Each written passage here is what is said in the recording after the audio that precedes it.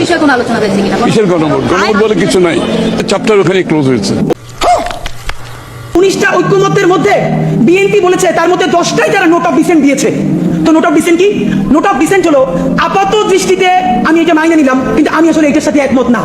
তাহলে বিএনপি এই 19টার মধ্যে যেই 10টা নোট অফ ডিসেন্ট দিছে সেই 10টাই তো মোস্ট সিগনিফিকেন্ট জায়গা। তাহলে বিএনপি সরকার গঠন করার পরে এর একটাও যদি বাস্তবায়ন না করে তাহলে আমরা কেন বিএনপিকে ধরবো বলেন? মানে আইনি বাধ্যবাধকতা কোথায়? বিএনপি তো তখন বলবে কেন ভাই, আমি তো বলেই দিয়েছি স্বাক্ষর করার সময় যেখানে আমার দ্বিমত আছে, এখন আমি এটা পারতেছি না বাস্তবতায়। মজার ব্যাপার বলি, সরকারের কয়েক জায়গায় জিজ্ঞেস করেছি বলেন তো 19টা মৌলিক সংস্কারের মধ্যে আপনাদের কাছে একটা মোস্ট সিগনিফিকেন্ট কোনটা?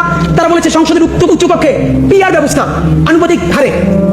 এবং আপনাদেরকে জানাই রাখি, সংসদের উচ্চকক্ষে যে পিআর, বিএনপি এখানে নোট অফ ডিসেন্ট দিয়েছে। যে সংসদের উচ্চকক্ষে বিএনপি যে নোট অফ ডিসেন্ট দিয়েছে, এটাও যদি সে বাস্তবায়ন না করে তাহলে আমরা মানে আপনি ভাবেন আমরা কি কারণে, ঠিক কোন কারণে আমরা এখন এই কথাগুলোকে বিশ্বাস করবো? রাজনৈতিক দলগুলোকে তারা ইন্টারিম থাকা অবস্থায় আমাদের চোখের সামনে 47কে নাই করে দিল, পিলখানাকে নাই করে দিল, শাপলাকে নাই করে দিল, নিরাপদ সড়ক আন্দোলনকে নাই করে দিল, বিচারিক হত্যাকাণ্ডের কথা তারা বললো না। যেই তারা ক্ষমতার মসনদ পেয়ে যাবে এই কথা বলার পর যে আমরা আবার জেলে যাবো না তার প্রমাণ কি আপনাদেরকে বলে?